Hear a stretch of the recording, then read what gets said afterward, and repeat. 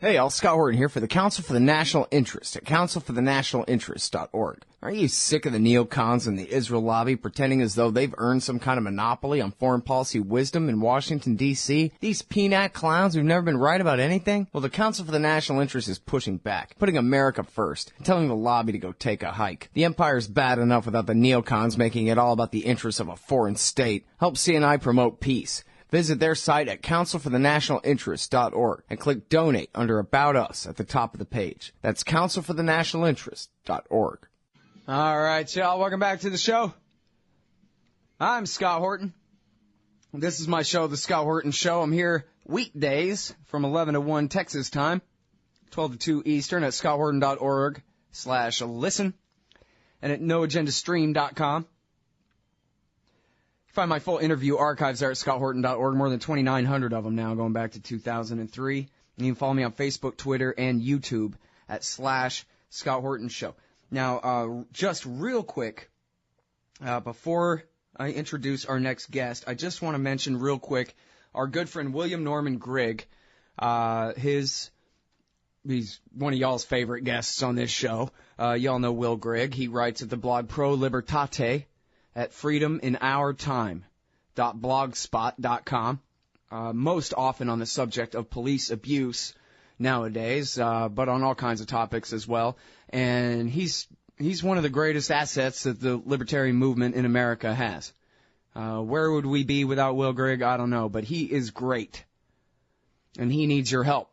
So please go to freedominaourtime.blogspot.com, read his latest article about what heroes the police are. Yeah, that was sarcasm. And then click on the donate button at the bottom of the page. At every page at Will Grigg's blog, and just Google Will Grigg if you want to get there simply there. Not the soccer star, the other one. And, marginal utility. Depends on how much money you have. If you have very little and none to spare, then you have none to spare. But if you have a lot of money and plenty to spare, then, Will Grigg could really use a hand right now. And the libertarian movement could really use Will Grigg from now on. So please help him if you're able to help him, our friend William Norman Grigg, at freedominaourtime.blogspot.com. And thank you. Okay, now our next guest is the great Daniel McAdams. I don't want to give him too much credit because I think Ron Paul is pretty much always good on all foreign policy issues anyway, but it sure doesn't hurt that he's got Daniel McAdams around. He was Ron Paul's foreign policy advisor in his congressional office and now runs the Ron Paul Institute for Peace and Prosperity. Welcome back to the show, Dan. How are you doing? Great to be with you, Scott. Thanks for having me back. Well, I'm very happy to have you here on the show, and it's funny, for years and years we'd email back and forth, but I never could interview you because you're Ron Paul's congressional staff and you got to kind of mind your business and all that. But now I can have you on whenever I want. So I should have you on all the time, I think. I really like what you write there at the Ron Paul Institute. And the one that caught my eye this morning was about John McCain. And, I don't know, man. I'm the first one to say there's no difference between any of them or what have you, but every time that John McCain is in the news, I am just thankful he lost. I'll never be thankful Obama won, but I will always be thankful that John McCain lost and is not the president of the United States. We might all be dead in a nuclear war with the Russians right now. What do you think? Yeah, that's very possible. If you remember back when Georgia was aggressive toward Russia back in '08, McCain was the one basically pushing for us to get behind Georgia and go to nuclear war with Russia. So that certainly is something that's on his mind quite often. Yeah, well, and he's got a screw loose, man, and he's just, and I got a short temper too. I can relate to him, but don't give me nuclear buttons. That's all. Sure. What's interesting about John McCain, and I think why he's so hot on Russia, and I think what we're talking about is his comments that we had up on the site, his irritation with Russia for giving temporary asylum to Ed Snowden. But John McCain, our U.S. ambassador to Russia, Michael McFaul, and the darling Russian blogger of the neocons here, Alexei Navalny, they all have one thing in common, which is that they were all on the payroll of the National Endowment for Democracy, which is the U.S.'s regime change organization. So this is something that they all have in common. and they also share that with people like Susan Rice, and so this is something they've had in common in their background. Of course, McCain is still the head of the International Republican Institute, and McFaul was the head of the National Democratic Institute in Russia in the early 90s. So they've got a long run. Okay, now, so the NED, explain that a little bit. This used to be the CIA's job, fomenting revolutions and that kind of thing. I guess it still is in a way, but so why do they even need the NED? What is the NED exactly?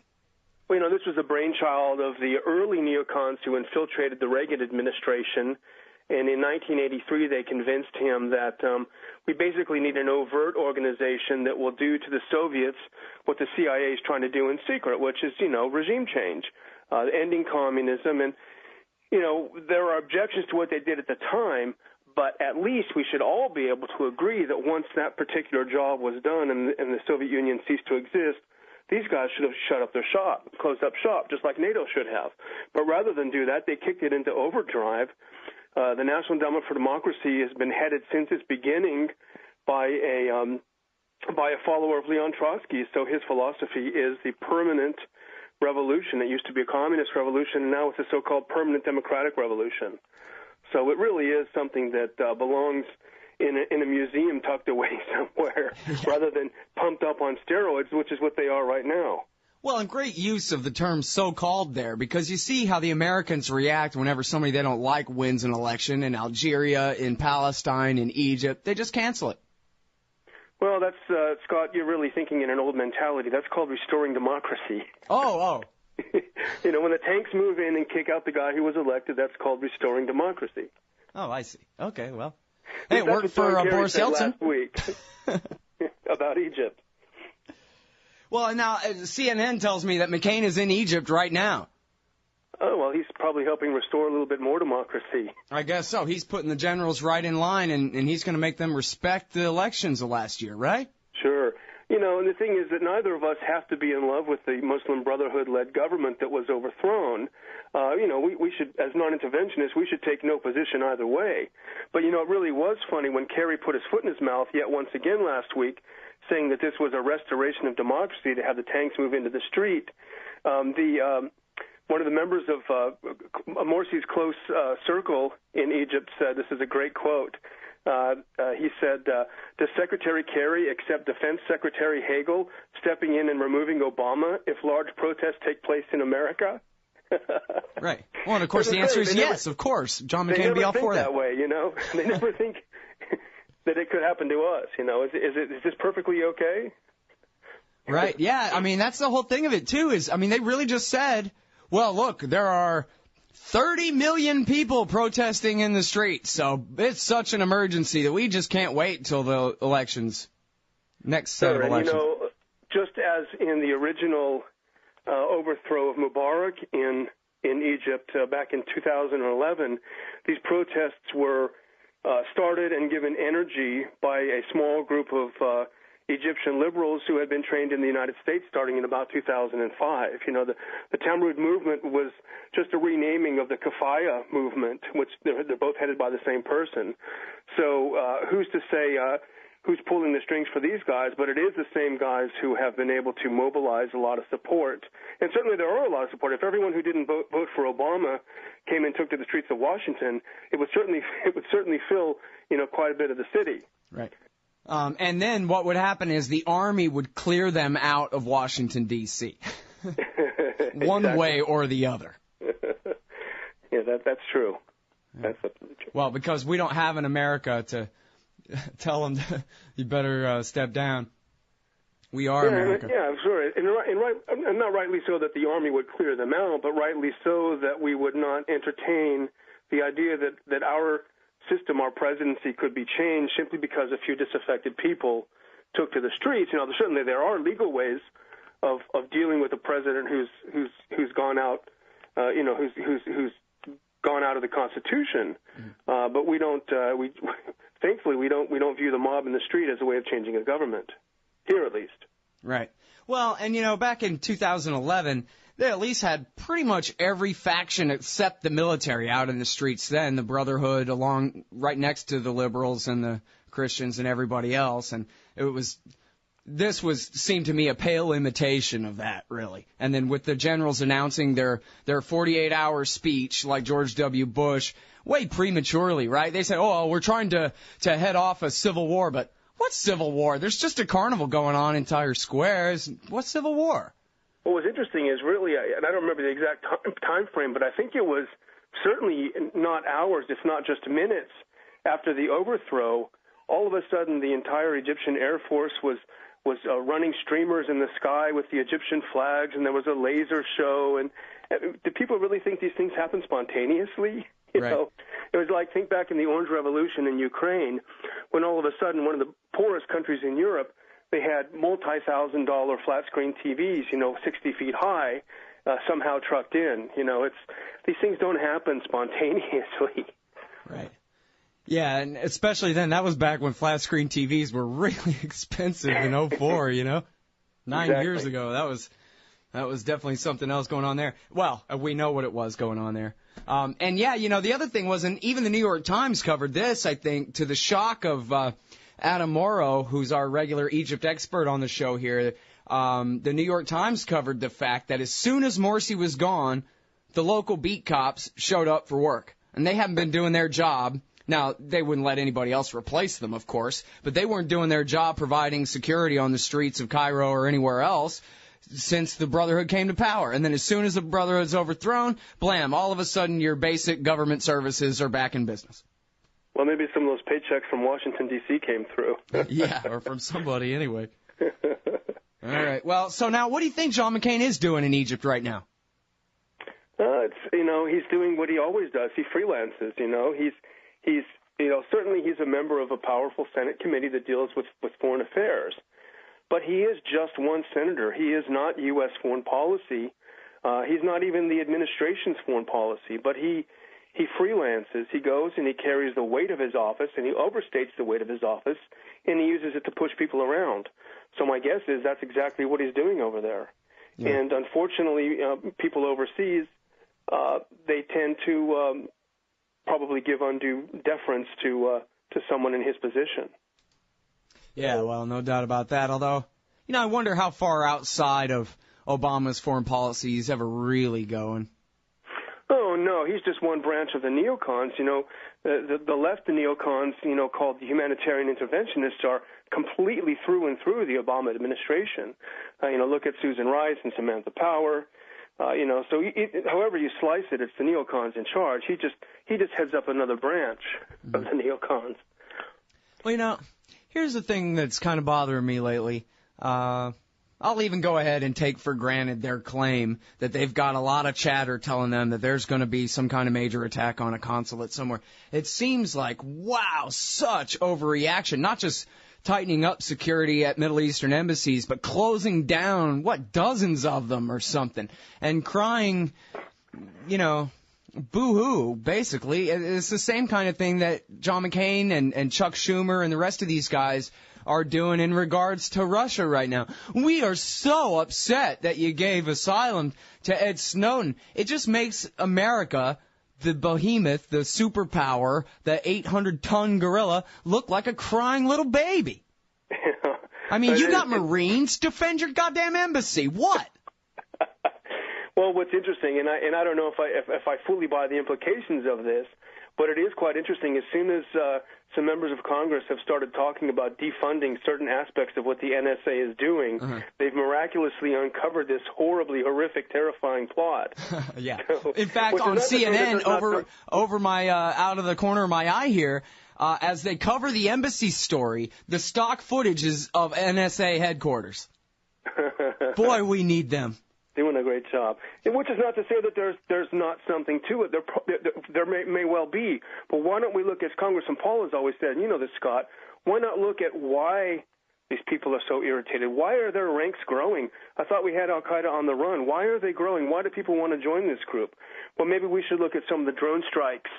Look, how many civilians in Yemen were killed last week, I think it was, in drone strikes. It was at least a couple of dozen or something like this. Yeah, so, well, and look at Zawahiri's statement from his mom's basement in Pakistan or wherever he's hiding there, his attic caliphate. He said, hey, Muslim Brotherhood, I told you democracy was for suckers. You should fight. Sure. And on that note, what kind of signals does it send to Al-Qaeda if we're supposedly bombing them in Yemen, but shipping them shoulder-fired rocket launchers in Syria?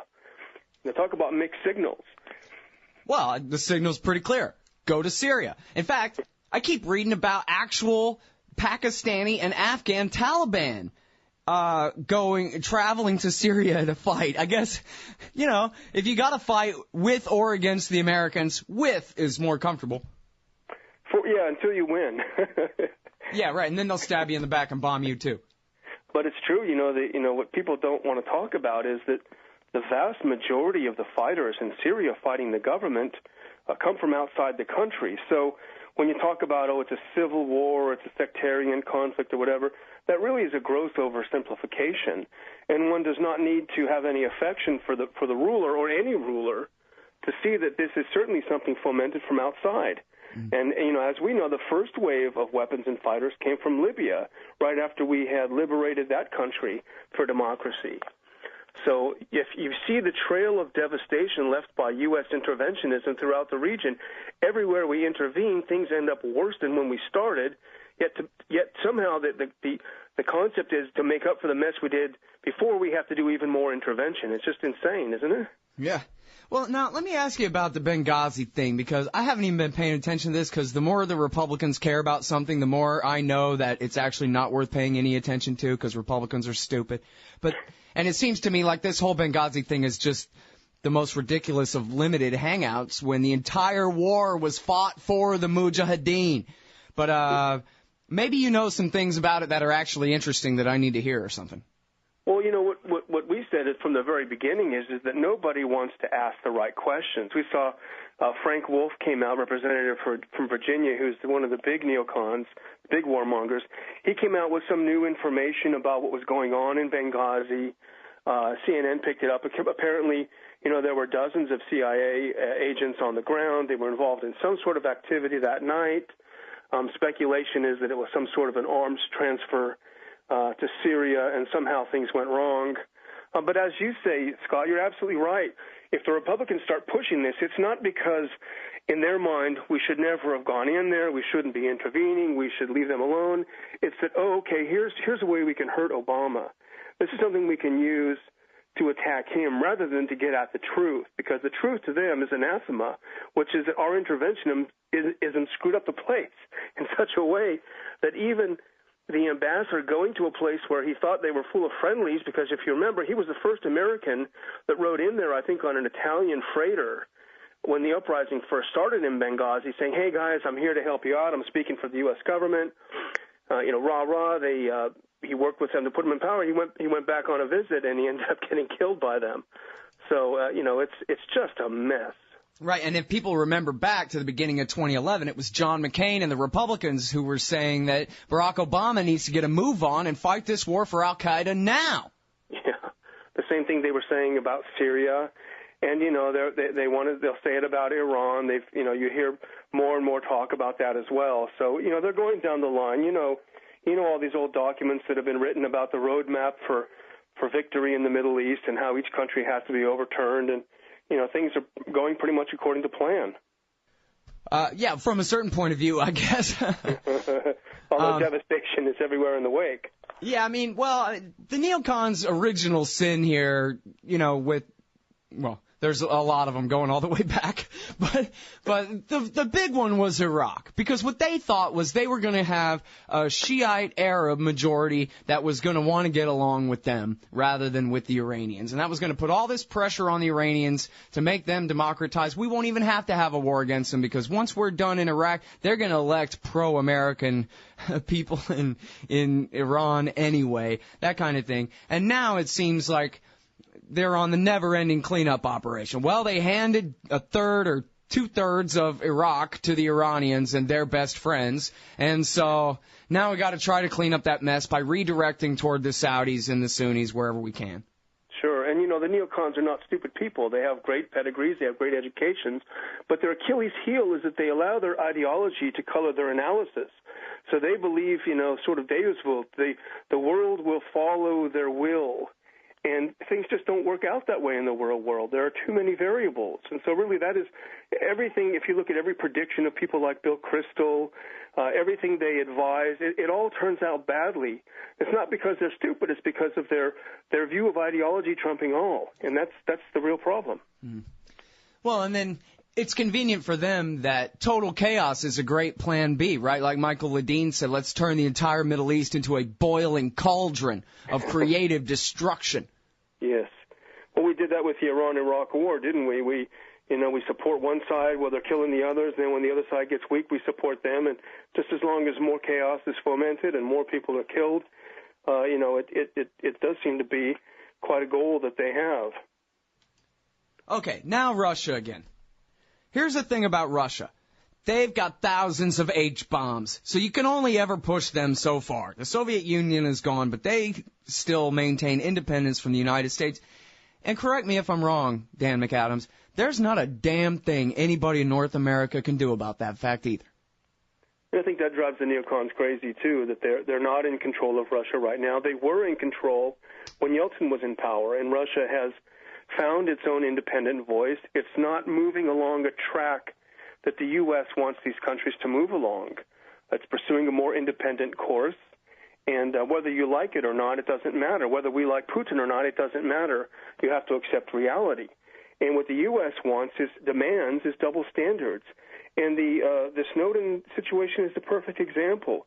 You know, if you saw William Bloom, who's a great writer, did something in Counterpunch last week where he talked about the U.S. routinely ignores all Russian requests for extradition, including, people like Chechen extremists who've been given asylum here. The U.S. doesn't even deny them. It simply ignores these requests. And so, but yet they're completely up in arms when Russia doesn't immediately extradite Snowden back to the U.S. So these double standards are so obvious to the rest of the world. The rest of the world is not stupid. These double standards are so obvious to everyone else, but the U.S. still acts outraged about them. It's just bizarre. Yeah. Well, and this shouldn't be a priority of mine, but somehow it is. I feel a little bit humiliated when I see Chuck Schumer say, the Russians are like a big schoolyard bully. Well, look, you're the schoolyard bully, first of all. And that's what schoolyard bullies cry whenever someone finally stands up to them. So would you please shut up, Chuck Schumer? And it's funny to hear John McCain talking about the dissidents in Russia who are, he says, this is a great quote, and we had it in the piece that you mentioned that we put up on the Ron Paul Institute website. He said, these dissidents are increasingly finding the courage to peacefully demand greater freedom, accountability, and the rule of law in Russia. So this is his praise for them in the same breath that he's demanding that Snowden be returned for basically doing the same thing for the U.S., exposing the lawlessness of the U.S. government. It just shows the hypocrisy of people like him. Yeah. Well, and that's the one fun thing about McCain is he's so completely tone deaf to his own hypocrisy that he's full of them. I mean, he comes out with statements like that all the time because, like when he said – first of all, as Georgia started the war, as I think you mentioned in August of 2008, but John McCain came out, accused Russia of starting the war, and said, nations just don't invade nations in the 21st century. Yeah, it is. He and Lindsey Graham need a reality show or something after they're done in the Senate. It would be a great watch. Yeah, exactly. And I think I remember people even saying to him, yeah, what about Iraq? And he goes, well, that wasn't an invasion. That was, or something else, call it. I don't know. As Congressman Paulov pointed out once in a hearing, it wasn't an invasion of Iraq because we were responding to their aggression. And he said, what are you talking about? And one of the members said, well, they were shooting at our planes when we came over to bomb them. Right. Yeah, and as Ron Paul pointed out back in his anti-war speech to the House, in October of 2002, he hasn't been able to shoot down a single one of our airplanes in 12 years. That's what an aggressive threat he is. He can't even protect his own airspace. Yes, exactly. But they were still acting aggressively, and they needed to be liberated. Well, and, the ones who are still alive, I'm sure they really appreciate it, except for all the ones who are going to be maimed horribly and killed today. But all the other ones really appreciate them. And look at the 600 Al-Qaeda members that broke out of jail there the other day. I mean, and that's the only reason I took this threat against the embassy seriously at all, is they had a huge jailbreak in Libya, another one in Iraq, another one in Pakistan, and I'm thinking, if anybody ever rounded up some Al-Qaeda guys, apparently they're all back on the loose now. And can you imagine if they had a big Al-Qaeda family reunion somewhere, the things they could cook up? 2,000 of these hardened fighters. If that's the case, it is actually quite frightening. Yeah, exactly. But as Congressman Paul always says, what motivates them? Nobody wants to think about that. Right. Well, now, you mentioned before about the American project to send all these mujahideen. They're good guys when we send them to Syria and they're doing our dirty work there. But every time I talk with Patrick Coburn, he says, more or less, I'm paraphrasing, these so-called rebels don't stand a chance. They control one provincial capital out of, 10 or 15, and unless America invades full scale, which they're not going to do, I hope, these guys don't stand a chance anyway. I mean, all they can succeed in doing is just keeping Assad bogged down for a while. And breaking a lot of things up and destroying lives and destroying infrastructure. Yeah, creating millions of refugees. Sure, in Libya and Iraq, both. The infrastructure was the first to go. Things like clean water and sewage. These things were all completely destroyed in these kinds of battles. And, there has been a lot of phony success propaganda in places like Reuters, breathlessly reporting all of these rebel gains that turn out to be not that at all. So, there definitely is that. But I think, Coburn is right. From everything that I've seen, they don't have a chance. And even if they were given the kinds of weapons they want, all they could do is do more destruction and make this thing last longer. So why not look for some sort of a political solution? Why has the U.S. turned its back on this plan with the Russians to try to get some talks together? Well, first of all, because all the opposition that we've supported, that the U.S. government has supported, I shouldn't say we, that the U.S. government has supported, said, no, we're not going to talk. We don't have any reason to talk. Right. So, well, and then there's the question of how they could call off the mujahideen they've sent there anyway if they did have an agreement with the Russians. Well, I think how they're trying to call them off is they're fomenting a war within a war. And you're seeing that increasingly, that the U.S. is trying to rein in some of these extremists who have always had the upper hand, but it's getting more obvious. Right. And so you're going to see probably some U.S.-supported rebels, and we've read some things about this already, being enticed by the U.S. to fight some other rebels. What a mess. Absolute disaster. All right, listen, we got to go. Thank you so much for your time. It's great to talk to you again, Daniel. Thanks, Scott. Bye-bye. Everybody, that is Daniel McAdams.